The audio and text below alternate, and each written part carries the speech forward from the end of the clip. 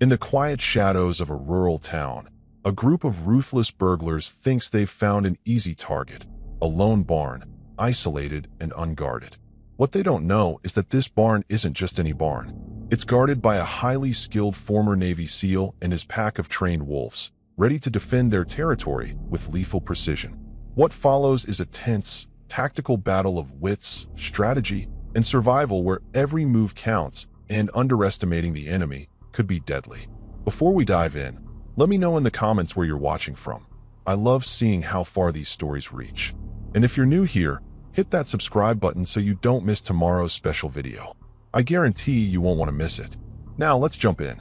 In the remote outskirts of Gray Hollow, where the dirt roads vanish into dense woods, there stood an old barn, weathered by time, quiet, and seemingly forgotten. But appearances in Gray Hollow had a habit of deceiving. The locals spoke little of the barn's owner, a man known simply as Cal Becker. To most, he was the quiet recluse who sold firewood and fixed fences. They knew he lived with a small pack of wolves, rescued, tamed, but never fully domesticated. What they didn't know was that Cal Becker wasn't always a farmer. 20 years ago, he was Commander Becker, a legend among the Navy SEALs. His specialty, unconventional warfare, hostage rescue, and close-quarter battle. He led teams into situations where backup was a distant dream. When the mission stopped, he disappeared into these woods, far from governments, orders, and enemies.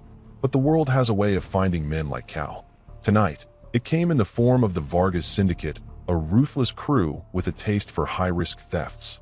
They had been expanding their territory, pushing deeper into rural towns, stripping properties of anything valuable: vehicles, weapons, rare equipment. Intelligence said this barn was holding valuable tactical gear, old but still profitable on the black market. They marked it as an easy target. They never asked why such equipment would be stored out here. They didn't ask who guarded it. At 0200 hours, 3 unmarked SUVs rolled down the gravel path, headlights killed. 6 men, armed with suppressed MP5s and tactical flashlights, stepped out. They moved with confidence, but not precision. Mercenaries, not soldiers. Their leader, Damon Briggs, a mid-tier operator with a dangerous habit of underestimating rural folk, gave his final briefing. Quick in, quick out. Don't waste time. If anyone's inside, muzzle flashes first, questions later. Briggs had done this dozens of times. He believed in speed and fear, overwhelming force. But what he didn't believe in was caution. His intel said the barn was rarely visited, the owner long gone on supply runs. But Cal Becker was home, and he'd been watching them since they crossed the county line. Inside his cabin, Cal's eyes scanned a multi-feed security setup. Infrared sensors, pressure alarms, motion detectors, quietly placed around the perimeter. He tracked the syndicate's every step. Amateurs, he muttered, sipping black coffee. Beside him, his wolves, Kane, Rhea, and Ghost, stood alert but calm, their training kicking in. Cal reached for his comms. Alpha team, we've got movement. Positions. Static cracked, followed by a familiar voice. Mason, his old SEAL teammate, now the local mechanic and part-time lookout. Copy that, Commander. I'm 3 clicks out. On standby. Cal's lips curled into a faint grin. Retirement was overrated. Tonight, the hunter steps back into the field. His fingers hovered over a switch, activating silent perimeter defenses, spike strips, signal jammers, and most importantly, diversion traps. Let's welcome them properly. The first mercenary breached the barn door. A faint click. Too late. The overhead beam snapped, sending a weighted metal cage slamming into the entrance, blocking their exit. The wolves growled, low and steady. Cal rose, his voice cold and sharp. You boys picked the wrong barn. The mercenaries scrambled, caught between confusion and adrenaline. The blocked entrance wasn't part of the plan. Damon Briggs cursed under his breath, signaling his men to fan out and find another way out. But it was already too late. Cal had spent years preparing this land, weaving defense lines like a tactician mapping a battlefield. Every exit funneled invaders exactly where he wanted them. One of Briggs's men, a wiry scout named Vance, moved toward a side door.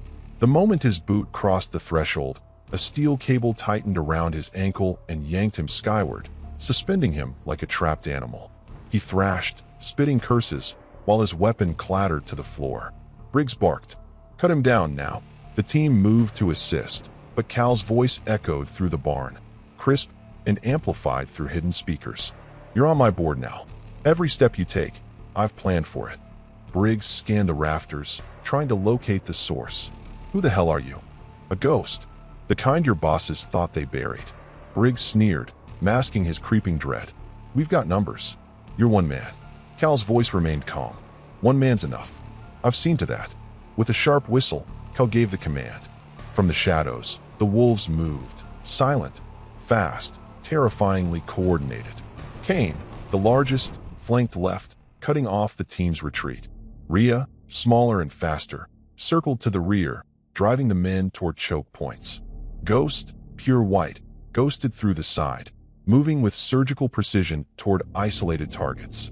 Briggs's team opened fire, but the wolves were trained to avoid direct lines of sight, weaving between cover with impossible agility. They weren't attacking to kill. Not yet. They were hurting. Panic set in. Briggs's second-in-command, a seasoned enforcer named Griggs, fired a burst at Kane, but the round struck the barn walls as the wolf vanished behind crates. In his frustration, Griggs stepped backward, right onto a pressure plate. Click! A flashbang detonated beside him, deafening and blinding. Griggs crumpled, disoriented. Cal watched from his cabin, his fingers dancing over his custom-built control panel. He toggled another switch. Hidden vents released a dense fog into the barn, smoke laced with a mild irritant, enough to blur vision and sow confusion. The mercenaries' comms crackled with interference. Their night vision blurred under the haze. Their coordinated formation disintegrated. Briggs growled, realizing they'd walked straight into a layered ambush. "Stay tight. Weapons up. He's just a guy with tricks." The barn's old loudspeaker hummed again. "You think this is about tricks? You broke into a house built for war." Suddenly, the wolves struck. Kane lunged, locking onto a mercenary's arm and tearing the weapon free. Rhea swept low, knocking another man to the ground before disappearing into the mist. Ghost circled Briggs, silent and calculating. Briggs swung wildly, the white blur always a step ahead. Cal's voice sliced through the chaos. "Leave your weapons. Surrender now, or we escalate." Briggs snarled, desperate to salvage the mission. He wasn't leaving empty-handed. "You'll have to kill us." There was a pause. Then Cal answered with deadly clarity. "Not yet, but you'll beg me to." Briggs's pulse hammered in his ears as the wolves closed the noose. His team, fractured, disoriented, and now separated, was no longer hunting. They were prey. Vance, still hanging from the snare, screamed for help as his teammates abandoned him, scrambling to regroup. Griggs, half blind from the flashbang, staggered toward the center of the barn, his weapon trembling in his grip. Briggs forced his breathing steady. "Control the panic. Regain the initiative. Form a perimeter. Regroup at the truck. We push out together," he barked. But when his men tried to retreat, they hit another of Cal's layered defenses. Steel panels, welded with hydraulic locks, slammed shut over the barn's ground-level windows, an instant barricade. One man, Perez, sprinted to the rear service door, only to trigger a snap trap. Nails punched through his boot sole, pinning him to the ground. His rifle slipped from his grasp as he screamed in agony. Perez's comms buzzed with Briggs's voice. "Leave it. Push forward. Move." But the wolves were hurting again, driving them into blind spots. From his cabin, Cal watched the Syndicate's panic unfold like chess pieces falling into forced checkmate. "Mason, I've got them boxed in." Mason's voice crackled through the comms. "Copy. Perimeter secure. Got eyes on their vehicles. Should I disable them?" "Not yet. Let them think there's a way out. I want Briggs to make the mistake." Cal rose from his chair and strapped on his sidearm. A custom M45A1, his old service pistol, worn but deadly. He clipped a suppressed submachine gun across his chest and slid a hunting knife into his belt. His wolves followed closely as he exited the cabin and melted into the tree line. Inside the barn, Briggs knew they couldn't hold this ground. "Vance. Perez. Get up. We're leaving now," Briggs growled. But Vance, suspended and panicked, had no leverage to free himself. Perez's boot was pinned deep, his screams weakening. Briggs scanned the smoke-filled barn and realized, "Becker's bleeding us out." One by one, he keyed his comms. "New plan. We punch out the east wall. Stack charges. Two of his remaining men pulled out breaching explosives and began rigging them to the barn's support beams. Desperation was a racing caution, but Cal anticipated this. As Briggs's men set the charges, Kane prowled silently through the upper rafters, tracking their movement. Cal's voice cut through the speaker again, colder now. "Go ahead. Blow the wall, but you'll bring the whole structure down on yourselves." Briggs paused, sweating. "You're bluffing." Cal's tone didn't shift. "What do you think happens when you destabilize 80-year-old supports reinforced with stress cables? I engineered the collapse points. You might find the exit, but the barn will bury you." One of Briggs's men hesitated. "Boss, what if he's not lying?" Briggs's grip tightened on his weapon. "He is." "Push the charge." The wolves retreated as Briggs detonated the explosives. The east wall buckled, but just as Cal warned, the structural tension snapped violently, sending debris raining down. Support beams groaned. Half the roof caved in, burying one mercenary in a tangle of timber and dust. Briggs screamed in frustration, dragging his surviving man from the rubble. Cal's voice echoed again. "You were warned." Briggs's defiance faltered as he realized this wasn't a battle. It was an execution, one move at a time. Briggs staggered backward, coughing through the settling dust, dragging his last able-bodied man, Mills, toward what remained of the east wall. Perez's screams faded behind them, abandoned and pinned. Vance still hung helplessly from the snare, swinging slightly as debris crashed around him. This was no longer a mission. It was a slaughter. Briggs keyed his comms in desperation. "Extraction. Get the trucks to the east side now." Silence. He tried again, this time more forcefully. "Alpha Team, report. Where the hell are you?" A voice crackled back, but it wasn't one of his men. "Trucks are unavailable." Briggs's blood ran cold. The camera feed in Cal's cabin showed Mason kneeling beside the Syndicate's SUVs, calmly slashing the tires and ripping out ignition wiring. One truck smoldered lightly, a small incendiary charge having gutted its engine block minutes earlier. Mason's voice was smooth, almost mocking. "Your rides are scrapped now. Might want to call a friend." Briggs's eyes darted, realizing the comms had been jammed the moment they stepped onto the property. He couldn't call for backup even if he tried. "You're trapped, Briggs." Cal's voice returned. "Your men are falling. Your plan is collapsing. All that's left is your choice. Surrender or bleed out." Mills trembled beside Briggs. "Boss, we can't stay here." Briggs shoved him forward. "Move. Into the tree line. We'll circle wide and cut through the fence. He can't track both of us." Mills obeyed, sprinting into the woods, desperation choking his breath. Briggs sprinted the opposite direction, angling west toward the creek, hoping the water would mask his tracks. But Cal wasn't improvising. He'd already accounted for these contingencies. Kane shadowed Mills, matching his frantic pace with deadly calm. The wolf drove him toward a dead end, a natural ravine with a sheer drop, a kill box disguised by overgrowth. Mills skidded to a halt, panting, his weapon trembling as Kane emerged from the brush. Mills raised his MP5, but the weapon clicked empty, forgotten in the panic. Kane's low growl was the last sound Mills heard before the wolf lunged, bringing him down hard.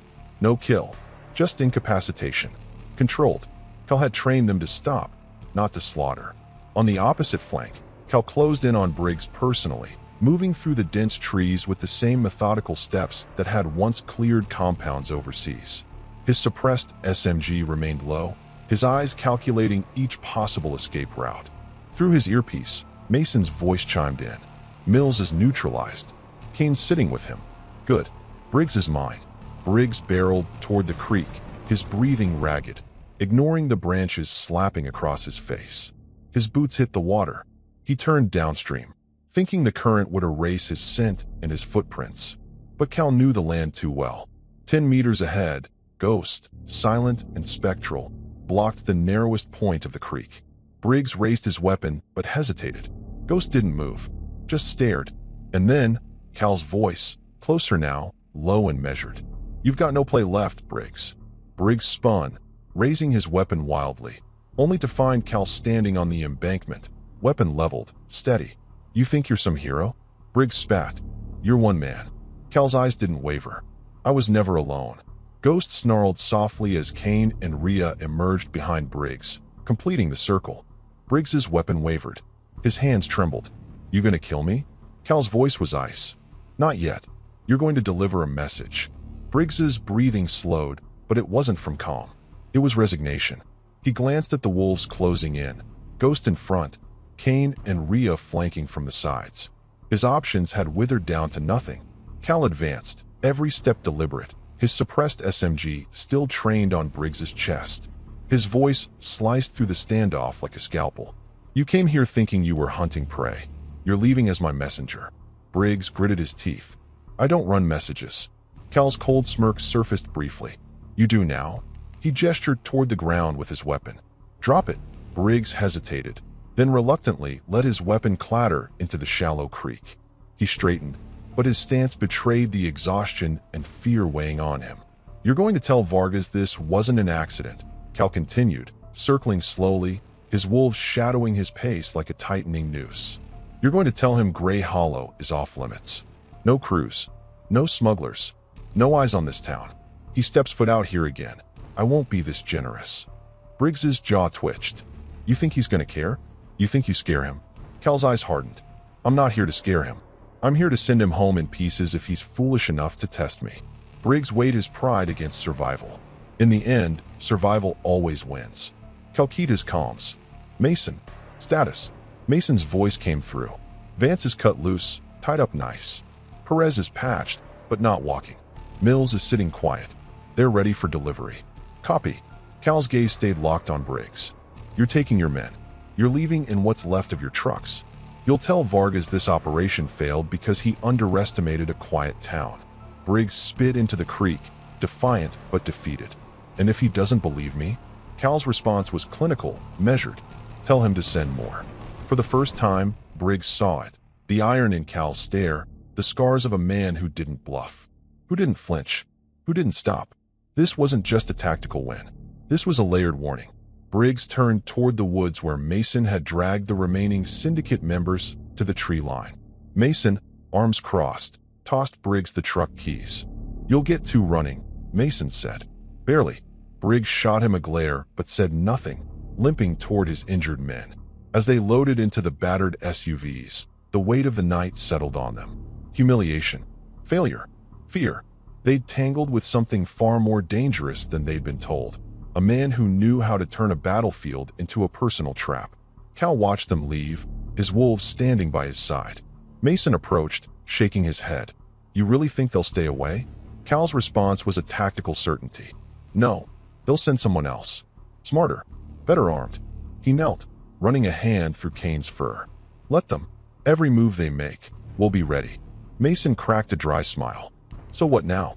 Cal scanned the tree line, the barn's battered walls, and the distant headlights vanishing into the night. "Now," he said, rising. "Now we rebuild. And we fortify." By dawn, the syndicate's battered convoy was gone, limping back toward the city, carrying their wounded and their bruised egos. But the scars left on Briggs were more than physical. His failure would ripple up the chain. In Grey Hollow, Cal and Mason set to work, repairing the barn's damaged structure with the same speed and precision they once used to fortify combat outposts. For them, preparation wasn't paranoia, it was protocol. "You think Vargas will act quickly?" Mason asked, hammering steel braces into the rebuilt supports. Cal wiped sweat from his brow and glanced at the upgraded motion sensors he'd just finished realigning. "Vargas isn't patient. He'll take this personally, which is good. Anger makes men careless." Cal's eyes narrowed as he reviewed his security feeds. He wasn't just expecting retaliation. He was orchestrating the battlefield for it. Across town, the local sheriff, Grace Harlow, arrived in her dusty patrol truck. She'd been one of the few who always suspected Cal's quiet life wasn't the whole story. "You've stirred up a nest," she said, stepping out, arms crossed. "I've got reports of syndicate vehicles scouting county roads. They're moving faster than you thought." Cal didn't flinch. "Good. I want them to come before they're ready." Grace arched an eyebrow. "You're baiting them?" Cal gave a slight nod. "Grey Hollow's the last stop before open wilderness. If they fail here, they'll have no reason to push further west." She glanced around the fortified barn, the upgraded surveillance rig, the new tripwires Mason was threading into the underbrush. "You're not planning to hold this place alone, are you?" Cal's expression didn't change, but his reply revealed the depth of his plan. I'm not alone. By midday, 2 more arrived. Reed, an old sniper buddy now running a hunting lodge nearby, and Elena, a former combat medic turned veterinarian who'd been quietly helping Cal train and care for the wolves. Each of them knew why they'd been called. No formal briefing. No speeches. Just quiet understanding. Reed glanced at the defensive grid on Cal's map. You've turned this whole property into a kill zone. Cal traced the fallback points, chokeholds, and covered angles with his finger. It's not enough to fight them off. I want them trapped. I want them cornered. Elena set down a case of medical supplies. This is going to escalate fast. They won't just bring another cleanup crew. They'll bring shock teams, Mason added. Heavy guns, maybe armored transports. Cal secured the final panel on the barn's side entrance. Let them. For the next 12 hours, the team fortified. Reed sighted long-range fallback positions and plotted sniper angles. Mason set up improvised claymores with remote triggers. Elena helped Cal create emergency supply caches and reinforced the tunnels beneath the barn for tactical repositioning. And always, the wolves watched, alert, calculating, synchronized with Cal's commands. When night fell, a drone's infrared camera picked up movement at the edge of the property. Multiple heat signatures. Multiple vehicles. Vargas had sent a real team this time. Cal's eyes hardened as he keyed the comms. They're here. Positions. Lock and load. Mason's reply was sharp. Let's make this hurt. Cal's quiet reply. We don't repel them tonight. We erase them. The convoy moved in tight formation. 3 armored SUVs, a tactical van, and a light assault truck retrofitted with mounted guns. Headlights off. Communications encrypted. No chatter. This was not Briggs's reckless crew. This was Vargas's response team. The squad leader, Anton Rourke, was ex-Special Forces turned mercenary commander, a professional who knew how to execute. He didn't believe in intimidation. He believed in clean, controlled operations with overwhelming firepower. He stepped out of the lead vehicle, scanning the perimeter with military precision. His team immediately fanned out, deploying jamming equipment and disabling external cameras with pinpoint accuracy. We sweep, we secure, we burn this place to the ground, Rourke ordered. His second, Keller, locked the perimeter. Intel says he's using wolves for perimeter defense. Rourke smirked without humor. We've got countermeasures for that. His men released sonic deterrents, low-frequency devices designed to disorient animals. They thought it would scatter the wolves. But they didn't understand these wolves. Inside the barn's tactical hub, Cal and his team watched the live drone feeds. Cal's face remained unreadable. They're sharp, Mason muttered, tightening his grip on his rifle. Not the usual thugs. Cal's voice was calm. They think they're the hunters. Let's change that. Elena keyed the wolf signals, subtle auditory cues that overrode the sonic deterrents. The wolves held their ground, waiting for Cal's next move. Let them breach the outer barn, Cal instructed. We hit them hard at phase 2. Reed's voice cut in from his sniper perch 100 yards out. Got overwatch. Targets spread thin. 2 on the north, 3 on the south. Main assault team converging on your position. Copy. On my mark. Rourke's team advanced methodically, clearing the outer barn with textbook formation. The doors were breached with precision. Their flashbangs detonated in empty rooms. Keller radioed in. No movement. He's gone. Rourke scanned the cleared space, his tactical senses tingling. Too quiet. Too easy. Lock down the perimeter. Bring the van forward. As the tactical van rolled toward the inner barn, Keller's men began deploying thermal scanners. They were looking for life signatures. What they didn't know was that Cal's team had already rerouted the heat sources using misdirection units, filling decoy rooms with residual body heat from portable thermal blankets and chemical pads. The scanners pinged targets, false ones. We've got 3 life signs northeast quadrant.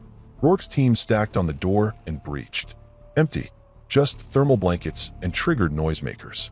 From his control board, Cal activated the next phase. Execute. Mason triggered the buried charges. A row of hidden explosives detonated beneath the van, flipping it on its side and engulfing the front 2 assault teams in fire and debris. Reed's suppressed rifle fired in sync, dropping 2 syndicate soldiers who were scrambling for cover. The wolves surged into motion. Kane and Rhea split wide, flanking the remaining units from the fogged tree lane. Ghost streaked past the fire, disarming a panicked soldier with a precision strike to his weapon arm. Rourke hit the dirt, barking orders. Regroup. Establish firing lines. Kill the animals first. But his men couldn't find stable ground. Mason and Cal were pinning them with overlapping fire, pushing them exactly where Cal wanted them, into the inner kill box. Cal moved like clockwork, slipping between barricades, providing cover fire, and issuing sharp commands to the wolves. Weapons hot. Sweep left. Elena coordinated the wolves' flanking paths, her earpiece buzzing with rapid updates. Reed's voice crackled in. 2 down. Keller's limping, but moving south. Copy. Cal's voice was ice. Rourke's mind. Rourke, pinned and outmaneuvered, realized the brutal truth. This wasn't just a home defense. This was a precision ambush, executed by someone who had turned the battlefield into a machine. And the machine was eating them alive. Smoke and fire wrapped around the battlefield as the tactical van burned, casting flickering shadows across the barn walls. Rourke's team was collapsing, communications jammed, units isolated, their lines severed with surgical precision. He gritted his teeth, switching to hand signals for the 3 remaining soldiers at his flank. Regroup. Fall back. Punch a hole west. But Cal was already 2 moves ahead. Mason's voice crackled through the comms. West is blocked. Dropped steel panels 5 minutes ago. They're boxed in. Reed's voice followed immediately. They've got maybe 1 lane north, but I'm watching it. Cal's response was calm, layered with intent. Let them try. On cue, Kane and Rhea pressed harder on the east, applying relentless pressure. Ghost ghosted to the northern corridor, herding the fleeing soldiers toward the final funnel, a false exit that led them directly into Reed's crosshairs. Rourke's team didn't know it, but the only path remaining was the one Cal had engineered for them. In the chaos, Keller, the team's second, limped toward the north exit, pulling a disoriented rifleman with him. Reed watched them through his scope, his breath slow, steady. Targets in the corridor. Permission to fire. Cal's voice was clinical. Take Keller's wingman. Let Keller crawl. 1 shot. Suppressed. Clean. The rifleman dropped like a cut string. Keller, panicked and alone, hobbled faster, dragging his shattered leg. He was now the designated message carrier. Rourke's voice barked in frustration. Keller, hold position. We're pulling out. But Keller didn't answer. He just ran. Rourke's frustration cracked, but his discipline held. He shoved his last remaining operator toward the south gate, now his only perceived exit. Prep grenades. We clear a path. But the moment they sprinted toward the south corridor, Cal sprung the final trap. The ground collapsed beneath them, an improvised pit lined with welded rebar and broken vehicle frames, designed to immobilize, not kill. Rourke's last man disappeared into the trap with a choked scream, his leg pinned beneath twisted steel. Rourke rolled clear at the last second, landing hard, his weapon lost. And then the wolves were there. Kane emerged first, low growl rumbling in his chest. Rhea flanked left, Ghost circling the rear. Rourke's survival instincts roared to life. He reached for his sidearm, but Cal's boot pinned his wrist to the ground. Cal stared down at him, calm, steady, unshaken. You're good, Rourke. But you made one mistake. Rourke glared up at him. What? You thought you were running an op? Cal leaned in, his voice a razor's edge. This wasn't an operation. This was a warning. Cal secured Rourke's sidearm and stepped back. You'll take your man. You'll leave. You'll tell Vargas to stand down. Rourke spat blood onto the dirt. You think he'll back off because of this? Cal's eyes were sharp as cold steel. He won't. That's why I'm giving him a choice. Back off, or I burn his network to the ground. And you'll be first. Rourke's jaw tightened, recognizing the truth.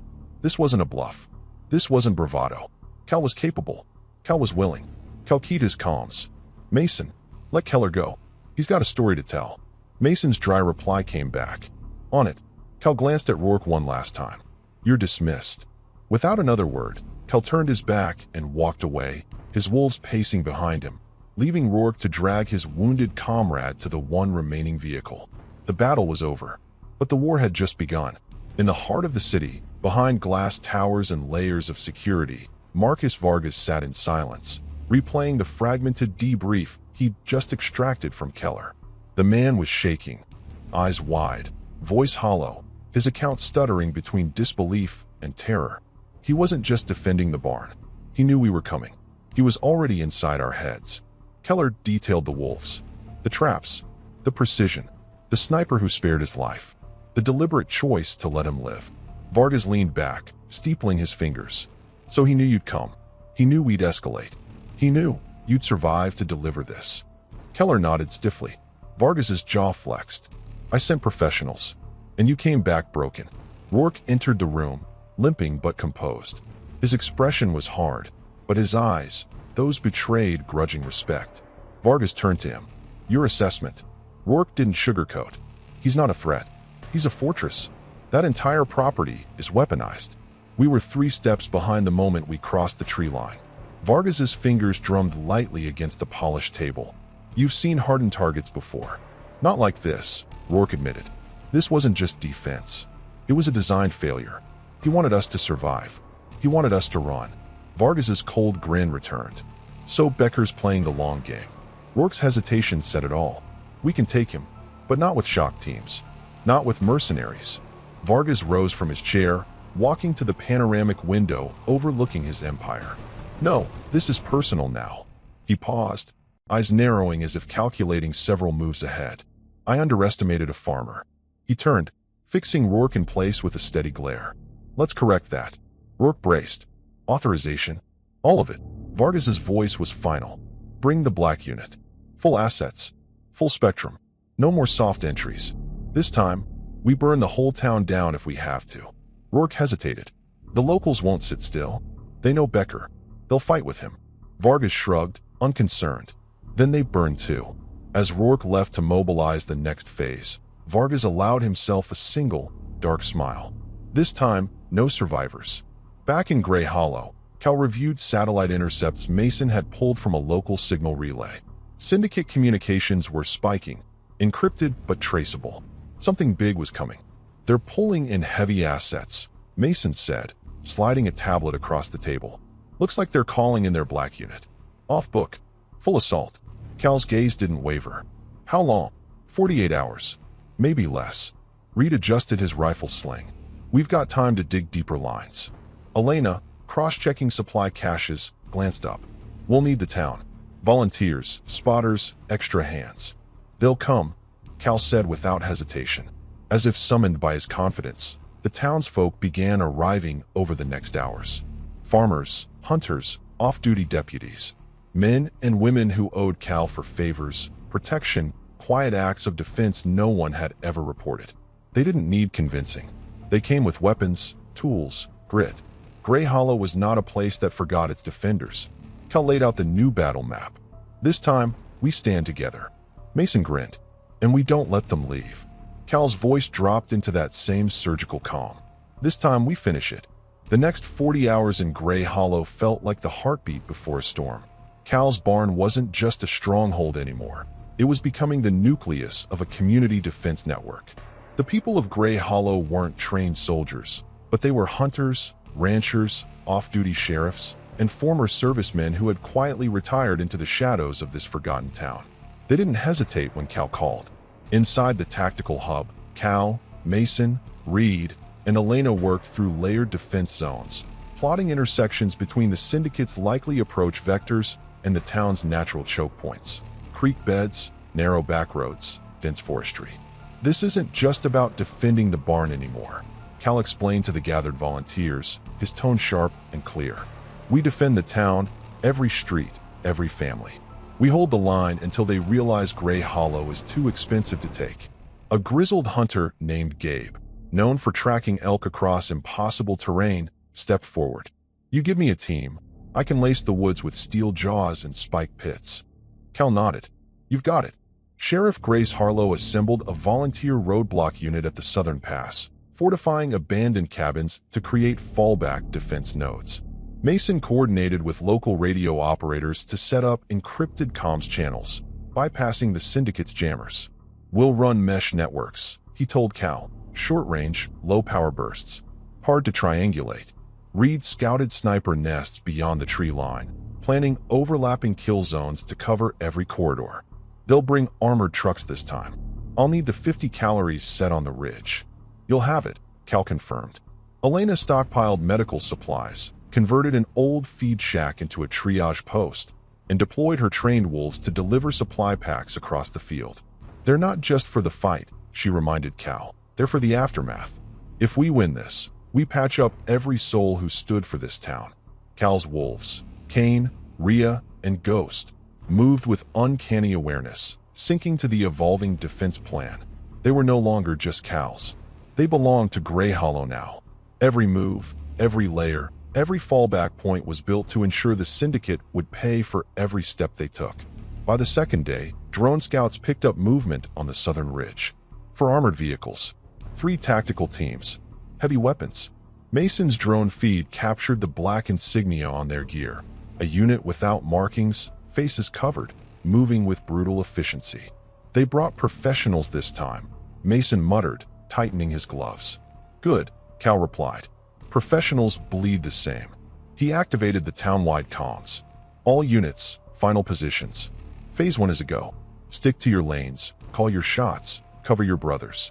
The volunteers of Grey Hollow locked their weapons, sealed their defensive lanes, and settled into the silence that comes before a fight. Cal holstered his sidearm, strapped his suppressed SMG, and looked down at Kane, who sat patiently by his side, calm as ever. "Ready to go to work, boy?" Kane's low growl was all the answer he needed. Mason's voice buzzed in the comms. "They're rolling in." Cal's voice steadied, cold and sharp. "Then let's make sure they don't roll out." The moon hung low and heavy over Grey Hollow, casting long shadows across the rugged terrain. The Syndicate's black-clad assault teams moved with lethal precision, their armored vehicles rumbling softly over gravel roads as they closed in on the town's outskirts. Tactical lights swept over the forest edges while encrypted radios hissed with clipped orders. From the sniper nests perched high on the ridges, Reed's eyes never wavered from his thermal optics. The faint outlines of enemy operators moved steadily across the darkened landscape. His voice came through the comms, calm but edged with urgency. "Contact at 300 meters, moving north along the creek bed. 3 operatives on foot, flanking left side." Cal's earpiece buzzed incessantly as Mason coordinated from the tactical hub, relaying reports from spotters stationed throughout the town. Volunteers steadied their grips, readying rifles, shotguns, and hunting bows, blending their civilian skills with military precision. "Hold your positions," Cal commanded firmly. "Do not engage until I give the order." The wolves, Kane, Rhea, and Ghost, moved silently through the underbrush, ghost-like sentinels molded by years of training and Cal's unwavering command. Their ears twitched to the faintest sound, their eyes gleamed with focused intensity. Suddenly, Mason's voice pierced the calm. "Drones confirm movement at the southeast access point. A breach team is deploying charges." Cal's finger hovered over the trigger of his suppressed SMG. "Let them come. We're ready." The quiet was shattered by a sudden boom.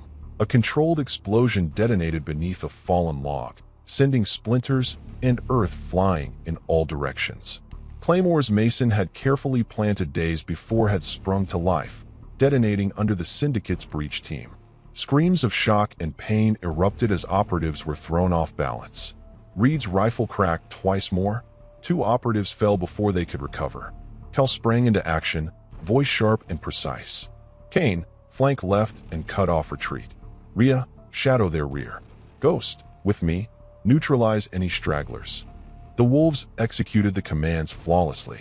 Kane appeared suddenly at the left flank, herding the disoriented mercenaries into kill zones.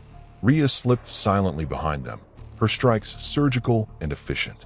Ghost weaved through shadows, disarming and incapacitating with lethal grace. The Syndicate's once methodical advance crumbled under the pressure. Panic flickered in their eyes as they realized this wasn't a quick raid, but a meticulously planned trap. From a command post nearby, Rourke shouted orders to regroup, voice tense but controlled. "Fall back to the secondary perimeter. Suppressive fire." Cal anticipated this, signaling Mason. "Detonate the eastern charges." The earth trembled again as a narrow bridge collapsed, sealing the Syndicate's retreat. Vehicles screeched to a halt, trapped, exposed, outmaneuvered. Rourke cursed under his breath. "They're boxed in. No way out." Cal closed the distance, wolves pacing beside him like shadows incarnate. "You wanted a war. Cal's voice was cold and resolute over the comms. "Welcome to Grey Hollow." The night was far from over. The battlefield had transformed into a deadly chessboard under the cloak of darkness. The Syndicate's forces, once confident and methodical, were now disoriented, trapped within the confines of Grey Hollow's layered defenses. Cal and his allies had turned the entire terrain into a weaponized maze. Every path, every shadow, a calculated risk. From his vantage point in the barn's fortified tower, Mason watched the Syndicate scramble to reorganize. His eyes tracked every movement on the drone feeds. "They're trying to set up a defensive perimeter near the creek bed. Looks like they want to hold that line." Cal nodded, muscles coiled like a spring ready to release. "Good. Let them dig in. That makes their position predictable." Reed tightened his grip on his sniper rifle from his perch on the ridge, voice low but steady. "I'm in position. The creek bed is exposed from here. Waiting on your go." Volunteers and sharpshooters in the town prepared their own stations, their faces set with determination. Elena moved swiftly among them, checking supplies, bandaging minor injuries, and steadying nerves. "Remember, we fight smart. Hold your fire until you see the whites of their eyes." Below, the wolves, Kane, Rhea, and Ghost, were deployed to patrol the perimeter, ears straining for any signs of movement beyond the Syndicate's new lines. Inside the Syndicate's hastily constructed camp, Rourke's frustration simmered beneath a veneer of control. Their assault had been ground down by a man and his wolves, by traps and tactics that tore through their advantage. Now, with dwindling supplies and mounting casualties, the urgency was palpable. Cal's voice crackled through the comms one final time before the assault. "All units, lock targets. This is the moment. We push them off our land." The first shots rang out, sharp, controlled bursts from Reed's nest. 2 Syndicate soldiers fell instantly. Mason's team unleashed coordinated suppressive fire, funneling their enemies into kill zones lined with improvised explosives. The wolves struck with surgical precision, herding the enemy into chaos, disrupting their formations and morale. Rourke ordered a desperate counterattack, but it was too little, too late. The Syndicate was bleeding, and Grey Hollow's defenders were gaining ground with every coordinated strike. Cal moved through the chaos like a ghost, methodical and calm, directing every element of his team with the experience of a battlefield commander who had seen wars both foreign and personal. As dawn began to break over the battered landscape, the Syndicate's forces were shattered, routed, broken in spirit. Grey Hollow stood. The first pale light of dawn stretched across the battered landscape of Grey Hollow, revealing the full toll of the night's brutal siege. Burnt-out vehicles, splintered trees, and scorched earth lay scattered like the remnants of a war zone. The acrid scent of smoke mixed with the damp forest air as the town exhaled the tension that had gripped it for hours. Cal moved deliberately through the field, stepping over shattered debris and spent casings. His face was calm, but lined with the gravity of a man who'd witnessed too many battles. Around him, the volunteers and townsfolk, farmers, hunters, off-duty deputies, worked tirelessly, tending to the wounded with hands that had never before held rifles, but now moved with practiced care. Mason caught up to Cal, wiping sweat and dirt from his brow. "They're done," he said, voice low but resolute. "Vargas's black unit is broken, in retreat. They're scrambling to get out before we close the net." Cal's gaze swept the horizon, alert and unrelenting. "Any prisoners?" Mason pointed toward a shallow trench near the barn. A handful of Syndicate operatives lay bound, guarded by local volunteers with rifles raised. Keller was among them, clutching his injured leg but alert. Cal approached Keller slowly, locking eyes with the mercenary. "You'll tell Vargas this isn't the end. Grey Hollow doesn't negotiate with threats. It prepares and fights back." Keller's lips twisted into a bitter smile, the pain and humiliation clear. "He'll remember you." Cal's voice was quiet, but every word struck like steel. "Good. That's the message he needs to hear." Nearby, Sheriff Grace Harlow addressed the weary crowd. "We held the line tonight. But make no mistake, this won't be the last time they come knocking. We need to stay vigilant, stay ready." Elena moved among the injured, organizing shifts to care for wounds and keep watch over the perimeter. Her experience as a combat medic shone through, her calm reassurances steadying the shaken volunteers. Reed returned to his sniper post, eyes still scanning the thinning enemy convoy retreating down the winding roads. He kept his rifle trained until the last black SUV disappeared from view. The wolves, Kane, Rhea, and Ghost, stood quietly beside Cal, their sleek forms alert and proud. Cal knelt beside Kane, running a steady hand through the wolf's fur. "We held the line," he murmured. "But the fight isn't over." As the sun climbed higher, casting golden light over the battered town, Gray Hollow breathed again. For now, peace had been reclaimed. But Cal's mind raced ahead, already mapping the inevitable next moves. This was a war of shadows and patience, where every victory was just a moment before the next battle. And Cal was ready. The sun rose over Gray Hollow with a somber light, revealing a town that bore the unmistakable marks of battle. The barn, once a quiet outbuilding on the edge of a small rural community, now stood as a battered fortress, a testament to the night's brutal siege and the fierce defense mounted within its walls. Cal walked slowly through the streets, eyes sharp and alert despite the weariness etched in his face. He acknowledged quiet nods and murmured thanks from neighbors who had once dismissed him as just another farmer heaping to himself. Now, those same neighbors looked to him with a new understanding, a silent respect forged in the crucible of fire and blood. The work of rebuilding had already begun. Volunteers and locals, farmers, hunters, off-duty deputies, and tradespeople moved together with purpose. Broken fences were mended, splintered boards replaced, and defensive structures reinforced. Each hammer strike was more than a repair. It was a vow that Gray Hollow would not only endure, but emerge stronger. Sheriff Grace Harlow took the lead in organizing patrols and local militia groups, weaving together the community's scattered resources into a coordinated network of defense. "We sent a message last night," she said during one of their strategy meetings in the barn's dimly lit command room. Her tone was firm, pragmatic. "But Vargas won't forget. If anything, he'll come back stronger and smarter. We have to be ready for whatever's next." Cal's gaze hardened as he nodded in agreement. "We need to widen our circle, reach out to nearby towns, hunters, anyone willing to stand. This fight isn't just ours. It's a warning to everyone who thinks they can bully their way through these lands." Mason and Reed were already busy mapping new observation points and fallback routes, integrating the rugged landscape into a comprehensive defense plan. Mason tapped on a digital map, outlining choke points in dense woods and narrow valleys where ambushes could be set. Reed, his sniper's eye keen even in daylight, marked hidden vantage points overlooking key access roads. Elena, busy preparing medical supplies in the converted feed shack, took on the critical task of training volunteers in first aid and emergency triage. Her calm demeanor helped ease the anxieties of those who had never handled a gun or patched a wound before.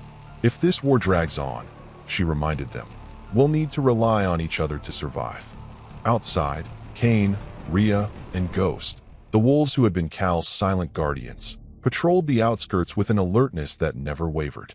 Their presence was a constant reassurance to the community, a living symbol of the bond between man and nature, predator and protector. Days turned into a rhythm of rebuilding, training, and watching. Gray Hollow transformed from a sleepy town into a bastion of resilience. Its people moved as one, a network of watchful eyes, steady hands, and unwavering spirits. Every neighbor knew their role. Every lookout post was manned. Every supply cache was maintained. One evening, as the sun dipped low and shadows stretched long across the land, Cal gathered his core team in the barn's command room. The atmosphere was heavy but determined. "We won this round," Cal said, his voice calm but resolute. "But Vargas won't stop. He'll test us again, push harder. But we've shown him something crucial, the strength of a community that fights together." The group exchanged grim but resolute looks. There was no empty bravado here, only the cold reality of survival. Cal's eyes drifted toward the darkening woods beyond the town, thoughts already racing through possible scenarios, contingencies, and strategies. Because in Gray Hollow, vigilance was the price of peace. And the wolves? They were always watching. The fragile calm that had settled over Gray Hollow was more illusion than reality. Beneath the surface of the town's rebuilding efforts, an unseen tension pulsed, a reminder that the syndicate's retreat was not defeat, but a strategic withdrawal. Cal knew this all too well. In his experience, enemies never disappeared quietly. They gathered strength in the dark, readying their next move. Inside the barn's command center, a flurry of activity unfolded.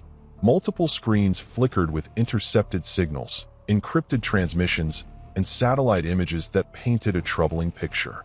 Mason's fingers flew across the keyboard, tirelessly decrypting and mapping every scrap of intelligence. His voice was steady but carried a weight of urgency. They're regrouping faster than we anticipated.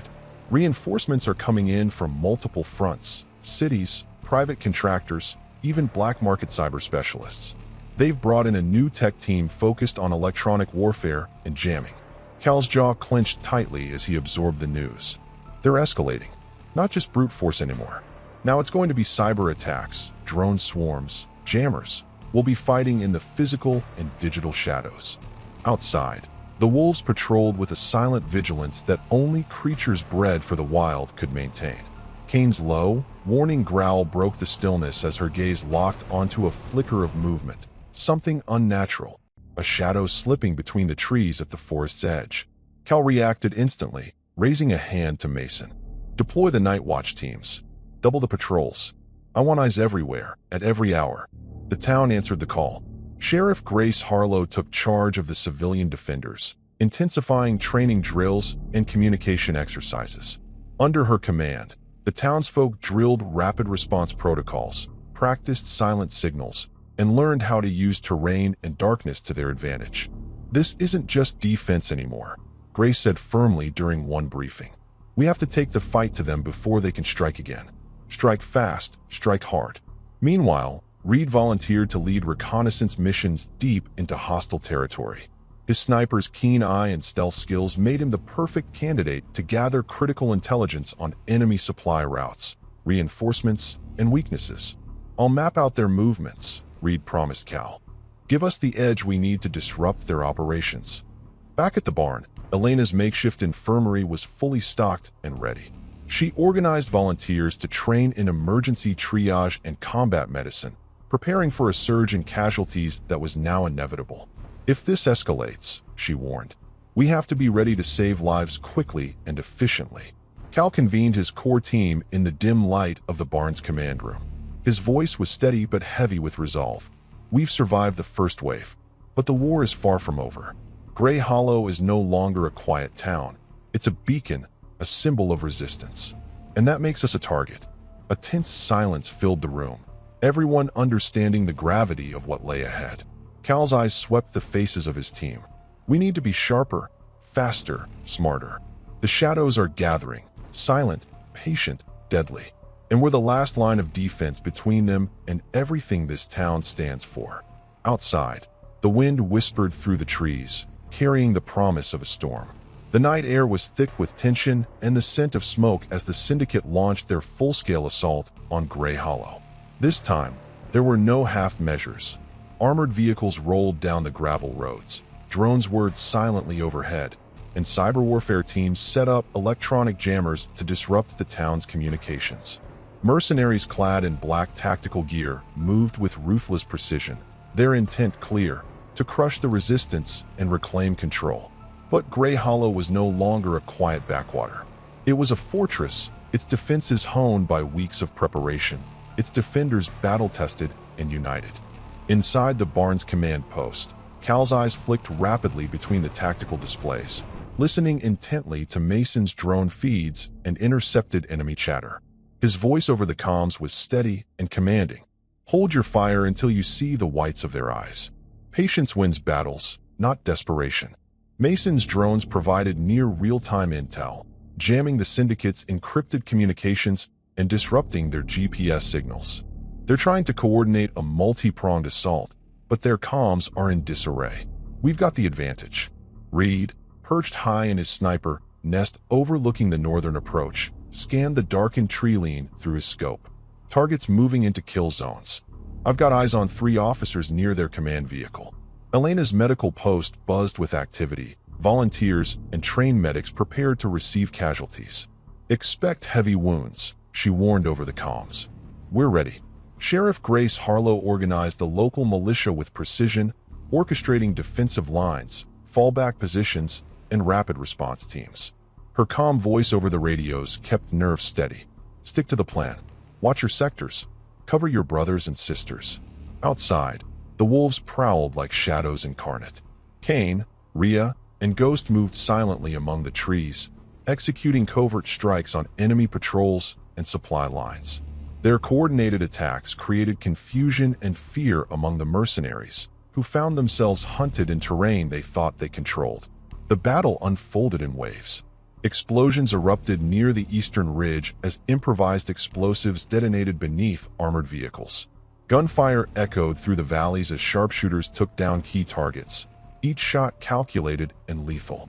Syndicate forces, despite their superior numbers and firepower, found themselves overmatched by the town's tactical brilliance and unyielding spirit. At the critical moment, Cal coordinated with Reed a precision strike on the Syndicate's command vehicle. With a whisper over the comms, Reed took the shot, a single round that pierced the vehicle's armored exterior and ignited a fiery explosion. The command and control of the mercenary force shattered instantly, plunging their assault into chaos. Sensing defeat, the remaining mercenaries scrambled to retreat into the surrounding woods. But Cal's team was relentless. The wolves and sharpshooters pursued them through dense forest and rocky ravines, picking off stragglers and cutting off escape routes. As the first light of dawn painted the sky in hues of amber and rose, the battlefield quieted. Gray Hollow stood battered, its buildings scarred and its earth churned, but unbroken. The people gathered, weary but triumphant, a community forged by fire and united in survival. Cal stood atop the barn's weathered steps, eyes scanning the horizon.